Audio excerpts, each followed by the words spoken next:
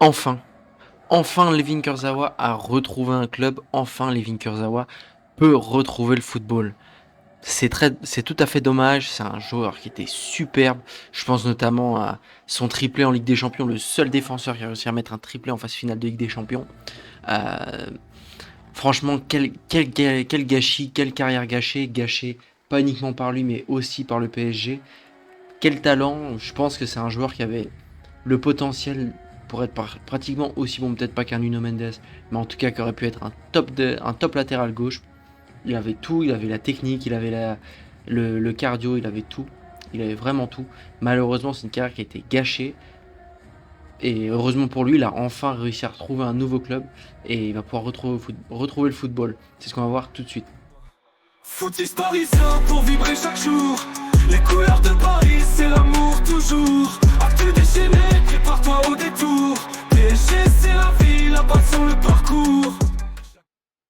Yo yo les petits frérots, Footix Parisien, vous connaissez déjà. Si vous connaissez pas Footix Parisien, c'est 1, 2, 3, 4 vidéos sur le Paris Saint-Germain pour ne rien rater des news du PSG. Aujourd'hui, c'est pas une news directement sur le PSG, mais quand ça concerne Levin Kurzawa, ça concerne le Paris Saint-Germain. Le joueur s'est donc engagé.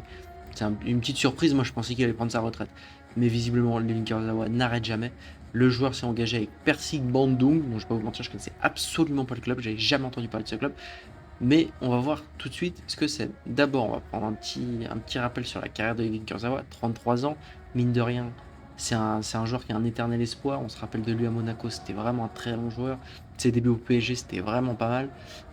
Et puis petit à petit, ça a été la catastrophe jusqu'à devenir les 3-4 dernières années à la fin au PSG, même quand il avait fait son prêt à Fulham, qui s'était pas du tout bien passé. Et puis après, là, pareil, son recrutement à Boavista, c'était vraiment pas top. Déjà au niveau de sa carrière, donc il avait bien débuté. Euh, En jouant au PSG, il était titulaire, il avait souvent des pépins physiques. Là, il avait fait sa première saison vraiment complète à Monaco, où il a vraiment été un top joueur. Ensuite, toujours des pépins physiques, comme vous pouvez voir. Ça me rappelle une carrière, là, ça me rappelle une carrière à Neymar. Si vous regardez les matchs de Neymar au PSG, euh, il y a quoi il y a toujours entre 20 et 30 matchs par saison, mais il n'y a jamais une saison à 40 matchs. Et il n'y a jamais, voilà, c'est toujours des pépins physiques. Et c'est ce qui a carrément freiné sa carrière et ce qui a fait qu'il a jamais pu vraiment être le titulaire qu'on attendait au PSG. Il a été remplacé, etc. Je pense à des Juan Bernat qui l'ont remplacé, je pense à des joueurs comme ça. Et donc au début ça allait jusqu'en 2020. En 2020 on s'est dit bon il va bientôt partir, en plus c'était en fin de contrat. Ensuite il y a eu le Covid en 2020. Il revient du Covid, il revient disons un peu pas mal, il arrive à faire des choses. Ensuite en 2021 le club lui fait comprendre qu'il n'est plus du tout en phase avec lui, mais on ne comprend pas pourquoi. Je pense que c'était pendant le Covid, je me rappelle, moi c'était pendant le Covid, mais je sais plus exactement quand c'était. Le club le re-signe. Alors là, on comprend pas. Un joueur qui est un, qui, est- qui reste un gros salaire pour l'époque. Bon, c'est sûr que c'était pas un salaire aussi gros que celui de Neymar ou celui de Mbappé, mais ça restait un gros salaire. Euh, qui joue pas, qui est remplaçant, voilà, il le re-signe pour le mettre avec la réserve. J'avoue que ça, à l'époque, j'avais pas du tout compris, mais bon, c'était l'ancienne manière de fonctionner du Paris Saint-Germain. Ensuite, il s'était fait prêter à Fulham, mais pareil, bon, il a quand même bizarre. Bon, je vais pas vous mentir, je regardais pas les matchs de Fulham, mais visiblement, il a fait des bonnes prestations à FA Cup. Mais je pense que même ça doit être physique. Physiquement, il a pas dû tenir. Il pouvait pas, à mon avis, un joueur comme Kurzawa, il peut plus tenir des matchs de Première Ligue. Et pareil, il a fait sa dernière année au PSG. En même temps, comment partir du PSG? Le mec, je crois que son salaire c'était 500 000 euros par mois. Après, il a fait une interview pour parler de son salaire à Boavista. Je peux vous dire que c'était plus compliqué, mais on va voir ça ensuite. Je sais pas si vous vous souvenez l'interview de Kurzawa aussi, où il me disait ouais, j'ai des recrutements, je sais plus, je crois que c'était le Betis, il nous parlait du Betis et de Séville, qui nous parlait de ça, etc. 6 mois plus tard, il se fait recruter par Boavista, ça clôt down. Boavista, c'était dernier de Liga portugaise l'année dernière, c'est-à-dire qu'il était même pas titulaire dans un club qui était dernier de Liga portugaise. C'est compliqué. Honnêtement, c'est compliqué pour un joueur qui a joué en équipe de France, pour un joueur qui était pressenti dans des gros clubs.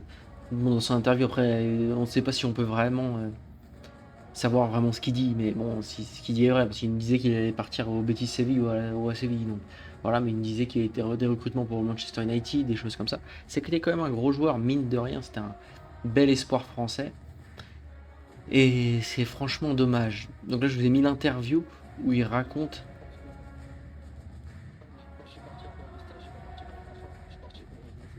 j'ai eu des écoles, tu gagnais assez peu d'argent. Hein. Je peux te dire ce que j'ai su ou pas?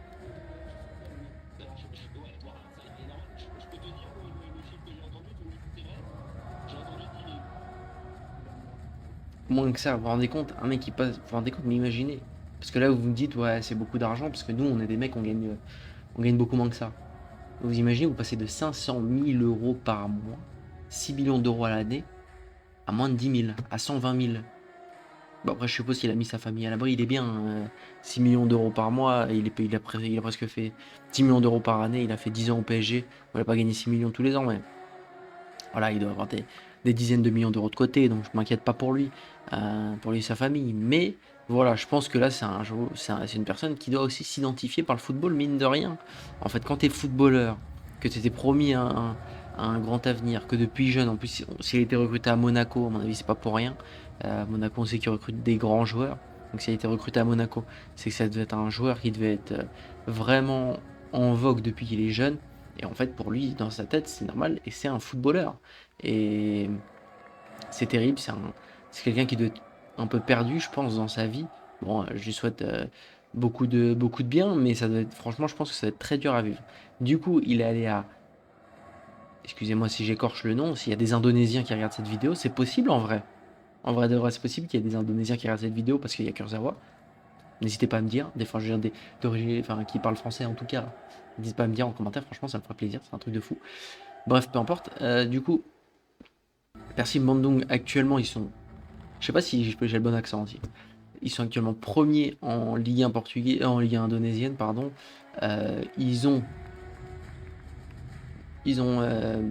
gagné les deux derniers championnats.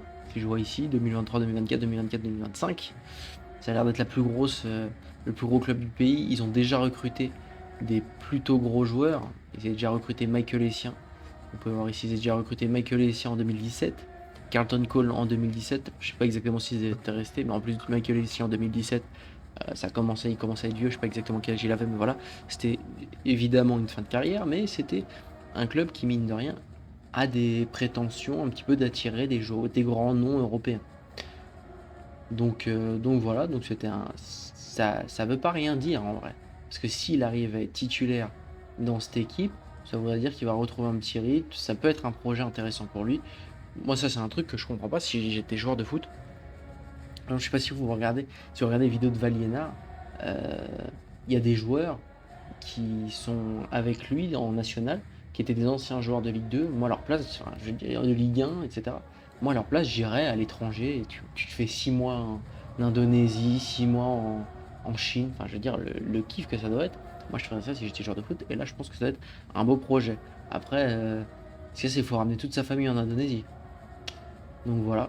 Euh, Là, c'est un article de Paris Fan qui nous explique que c'est vrai, à l'époque, Kurzawa symbolisait l'audace, mais aussi le côté offensif du PSG qui maintenant symbolise, et c'est sûr que là, il n'aurait pas sa place au PSG, même avec la meilleure des carrières. Enfin, je veux dire, il n'aurait jamais été meilleur que Nuno Mendes, voilà, jamais meilleur qu'un Hakimi, enfin, faut pas rêver non plus. Mais il était promis à une grosse carrière, et même quoique, hein, ça se trouve, puisque quand il arrive au PSG, il était jeune, mine de rien, c'était il y a 10 ans, donc il arrivait à 22-23 ans. Voilà, il est avec un bon coach. Et en plus, on peut se dire aussi que c'était un joueur qui était Luis Enrique compatible. C'est un joueur qui était Luis Enrique compatible. C'est un joueur voilà, qui a de la vitesse, qui a de la technique. Après, est-ce il aurait pu être assez sérieux pour jouer dans une équipe Luis Enrique? Ça, je ne sais pas. À lui de nous dire. Mais Kurzawa, si tu passes par là. Enfin bref, n'hésitez pas à liker, vous abonner et partager. Merci de m'avoir écouté jusqu'ici. Merci encore pour les 40 abonnés, on va bientôt passer aux 50, j'espère, je croise les doigts. Je croise les doigts, vous vous rendez pas compte à quel point c'est une dinguerie pour moi. Merci à tous, ciao ciao.